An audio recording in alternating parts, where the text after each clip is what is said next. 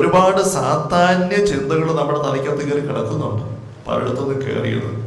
അതിനെ മാറ്റിക്കളഞ്ഞിട്ട് തലസ്ഥാനത്ത് ദൈവചിന്ത, വചന ചിന്തകൾ കൊണ്ട് നമ്മുടെ ഉള്ളു മുഴുവനും നിറയ്ക്കണം.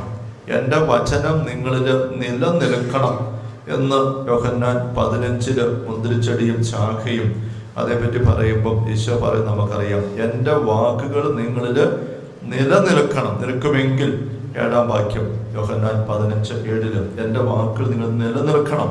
അങ്ങനെയാണെങ്കിൽ ഇഷ്ടമുള്ള ചോദിച്ചുള്ള നിങ്ങൾക്ക് കിട്ടും. ദൈവരാജ്യം നിങ്ങൾ സ്വീകരിച്ചിരിക്കുന്നു, അപ്പോൾ നിങ്ങൾക്ക് ഒന്നിനും കുറവുണ്ടാവില്ല എന്ന് പറയുന്നത് തന്നെയാണ്.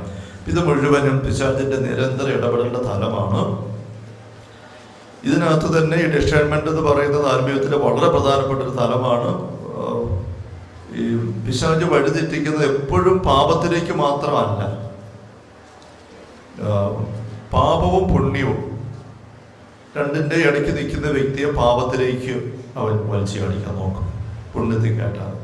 എന്നാൽ പുണ്യത്തിനകത്തോട്ട് കയറി ആത്മീയതയിൽ വളർന്നു പോകുന്ന ഒരു വ്യക്തിയെ പിശാച് കൈകാര്യം ചെയ്യുമ്പോൾ നേരെ പാപത്തെക്കുറിച്ച് പറയുകയാണ്.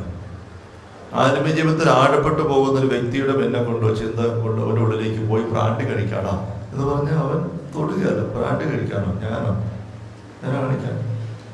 അവിടെ അങ്ങനെയുള്ള ആൾക്കാരുടെ മനസ്സിൽ ബ്രാൻഡ് കഴിക്കാൻ, കള്ളു കുടിക്കാൻ പോകാൻ ചിന്തയിട്ട് കൊടുക്കുകയില്ല. അല്ലെങ്കിൽ മോഷ്ടിക്കാൻ കൊല്ലാൻ പറയാല്ല, അവരങ്ങനെ ചെയ്യാമെന്നറിയാം. അവർക്ക് വേറെ കണിയാണ് പിശാച് വെക്കുന്നത്. അതേപ്പറ്റി പറയുന്നത് ഈ ഗുഡ് ആൻഡ് ഈവിൾ, അതിനിടയിൽ നിൽക്കുന്നവരെ ഈവിളിലേക്ക് കൊണ്ടുപോകും.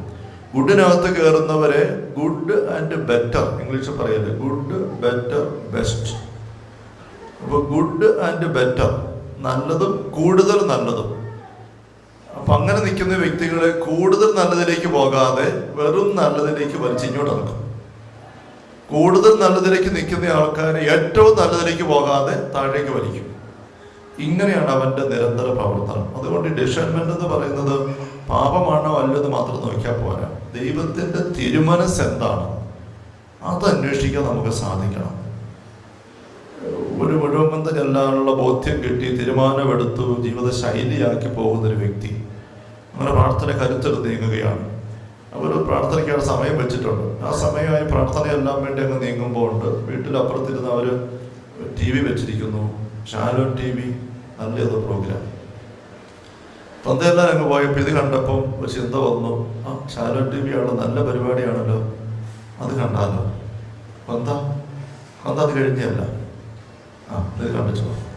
അങ്ങനെ ഇരുന്ന് ഈ പരിപാടി കാണുകയാണ്. അത് അരമണിക്കൂർ കഴിഞ്ഞപ്പോൾ അടുത്ത പരിപാടിയാക്കാൻ തുടങ്ങിയപ്പോൾ അടുത്ത പരിപാടി അതിനേക്കാൾ നല്ല പരിപാടിയാണ്, വചന പ്രഘോഷണവും. എന്നാൽ അതും കൂടെ കേട്ടാലോ. അപ്പോൾ വന്ത എന്തിയില്ലോ, വന്തയിലാണ് സമയം, വന്ത ഇത് കഴിഞ്ഞല്ല, ഇത് വചനിപ്പല്ലോ ഉള്ളോ. അങ്ങനെ വചനം കേട്ടു. അത് കഴിഞ്ഞ് വന്നപ്പോഴത്തേക്കും പിന്നെ വന്തയെല്ലാം സമയമില്ലാതെ വന്ന മുടങ്ങി. പ്രാർത്ഥിക്കുന്നതിന് തുല്യമല്ല നല്ല കാര്യങ്ങൾ കണ്ടും കേട്ടും ഇരിക്കുന്നത്. നല്ല കാര്യങ്ങൾ കണ്ടും കേട്ടും ഇരിക്കുമ്പോൾ നമ്മിൽ കുറച്ച് നന്മയുടെ നിറവ് വരുന്നുണ്ട്. പക്ഷെ പ്രാർത്ഥിക്കുമ്പോഴാണ് ദൈവശക്തി ഡൗൺലോഡ് ചെയ്യപ്പെടുന്നത്. പ്രാർത്ഥന കൊണ്ടല്ലാതെ മറ്റൊന്നുകൊണ്ട് ഈ വർഗം പുറത്തു പോവുകയല്ല. നമ്മൾ കണ്ടിരിക്കുന്നു, വായിച്ചിരിക്കുന്നു, കേട്ടിരിക്കുന്നു, അതുവഴി ഒരു നമ്മുടെ ഉള്ളിൻ്റെ ക്വാളിറ്റി കൂടുന്നു, ഒരുക്കപ്പെടുന്നുണ്ട്. ആ ഒരുക്കം ഈ ഡൗൺലോഡിങ്ങിന് സഹായിക്കണം.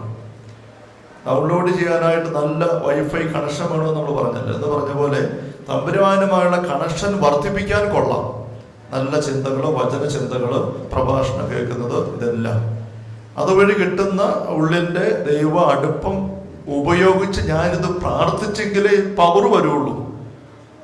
ഇത് രണ്ടും ഒന്നല്ല.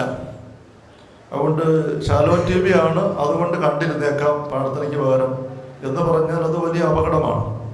ആവശ്യത്തിന് കാണുക, പ്രാർത്ഥിക്കാൻ നമ്മളെ ഒരുക്കാൻ മാത്രം ഇത് കാണുക.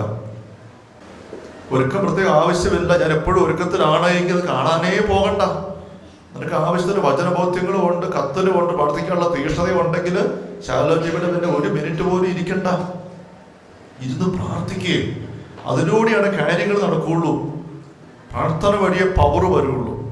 നമുക്ക് പ്രാർത്ഥിക്കാൻ പറ്റുന്നില്ല, പല വിചാരം, വ്യഗ്രത, ഉത്കണ്ഠയും. അങ്ങനെയാണെങ്കിൽ 1.5 മണിക്കൂർ ഇരുന്ന് വചനം കേട്ടേ, നല്ല ആത്മീയ പരിപാടി കണ്ടേ, അപ്പം അതിൻ്റെ ഉള്ളിൽ കുറച്ചുകൂടെ ഉണരും.